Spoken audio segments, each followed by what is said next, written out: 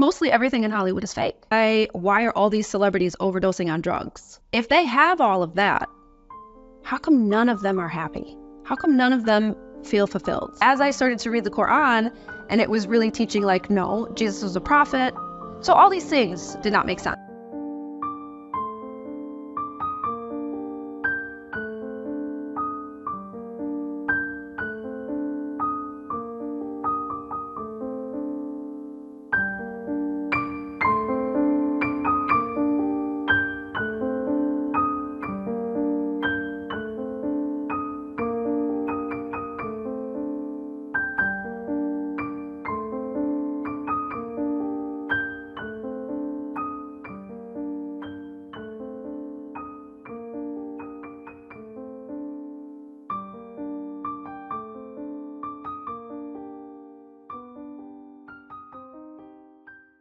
Assalamu alaikum, and first of all, thank you for inviting me. I appreciate that very much. My name is Jamie Brown. I am American, and I grew up in the United States. As a Christian, and even as a child, I was always interested in different religions. What did they mean? What did they believe in? As I was older, I got reintroduced to church, found my way to Los Angeles, and was working in Hollywood when I somehow managed to find a copy of the Quran. And the rest is history, I suppose.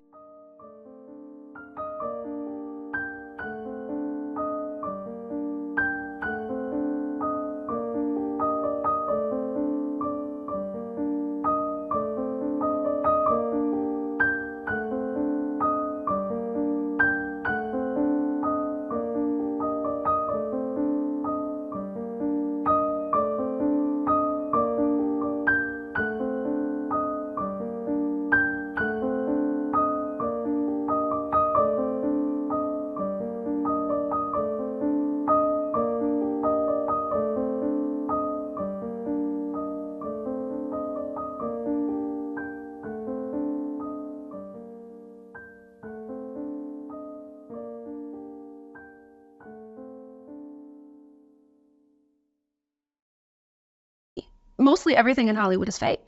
You know, you see these celebrities with their big mansions. Those are rented for the video shoots. You see them driving around in exotic cars. Those are rented. They arrive on set on a flatbed truck. You know, there's a lot of amazing things that happen there, but it's a very, very, very dark place.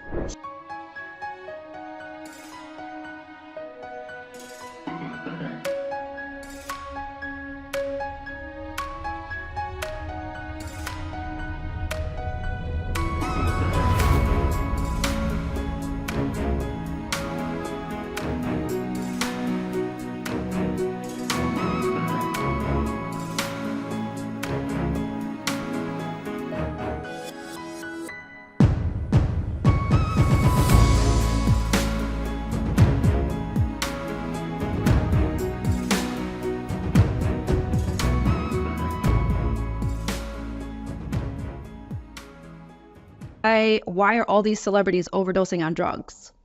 Why, if they have all the money, all the fame, all the ability to travel, live in a big house, take care of their family, buy the clothes that they want, go to the places that they want to go to, all these VIP experiences that everyone dreams of, if they have all of that, how come none of them are happy? How come none of them feel fulfilled? You know, I'm sure there are some. I shouldn't say none. The majority of them. It's a lot of empty promises. You know, in Hollywood, you're sold this dream that like, come to the life of glitz and glamour and fame and fortune. And it's like, it's not that way. They're all searching for something.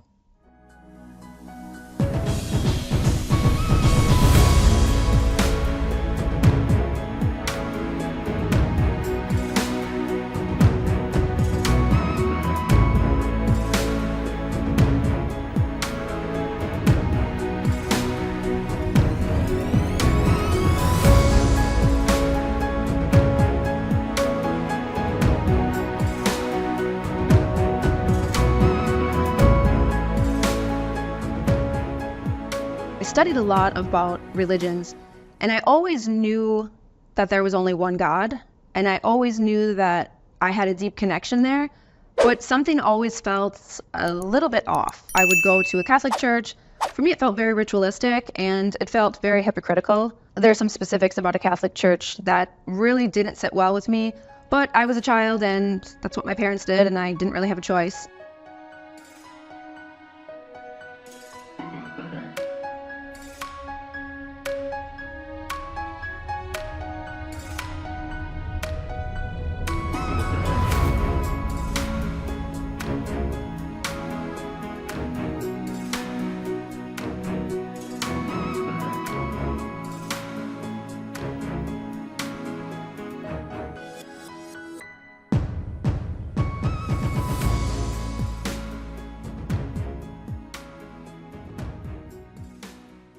As I started to read the Quran, and it was really teaching like, no, Jesus was a prophet.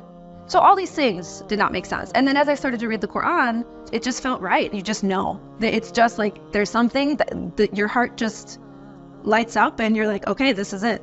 And that's something that I think foreign Muslims will not understand. It's a way that you just, it's like you, I don't know, you just know. And you're happy when it happens, and then you run to it, and then hopefully stick to it.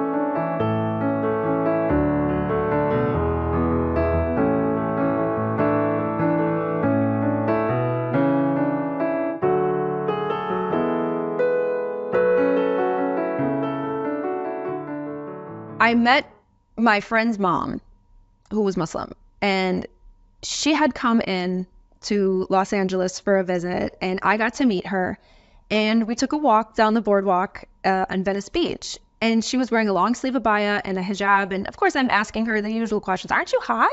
Aren't you hot in that? You know, like, do you really wear that all the time? Like, what if you want to go swimming? This is me asking a million questions. And she was so strong.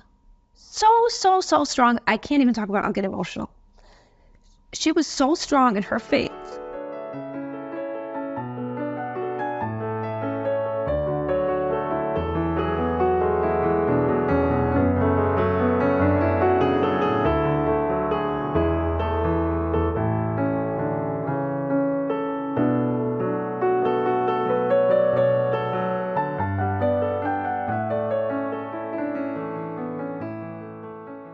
I remember getting off that plane and saying to myself, this is it. As soon as I get off this plane and my feet touch the earth here in Morocco, this is when my second chapter of my life truly begins. And I want to start that off on the right foot. So I took that scarf and I went into the bathroom in the airport and I tried to wrap it up nicely. And I did not do it very nicely, but I said, well, you know, it's my first time. We'll see how this goes. And so I put it on and I wrapped it around. And I've never taken it off since that day, alhamdulillah.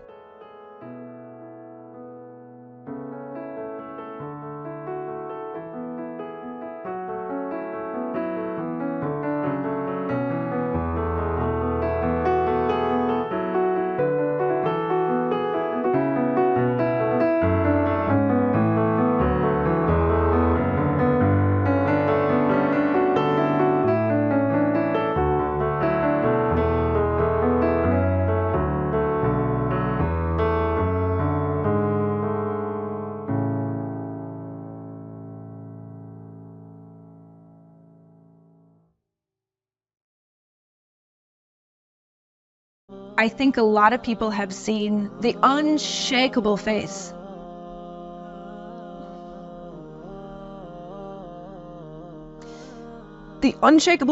of the Palestinians. As Muslims, we need to learn from them. You know, you see these people that are experiencing truly unimaginable tragedy. And we don't have to imagine it because we're seeing it in real time. And despite truly unbearable human conditions, they all have their fingers up. And they're all saying La ilaha illallah every time.